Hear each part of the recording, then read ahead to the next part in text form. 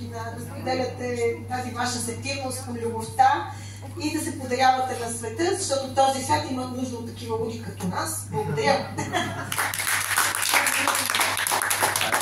А сега ще имам честта да поканя и дъщеря ми Диана Миронова.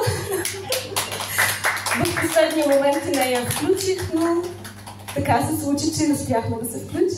И аз ли право? Да. В принцип аз много се притеснявам да говоря пред много хора, така че моля да ме извините. Ще се опитам да прочета една от моите стихотворения.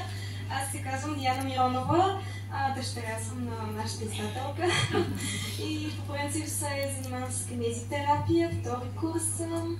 Също така много обичам деца, може би в бъдеще се занимавам с деца. Сега ще се опитам да прочета едно от стихотворенията. Много което си харесаш? Кажи кой.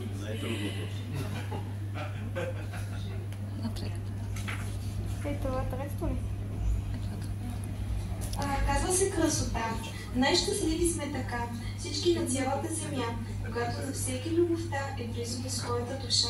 Най-приятно е това да е близо с родната душа, да усещаш топлина, да чувстваш сигурността. Ето това е същността. Две очи влюбени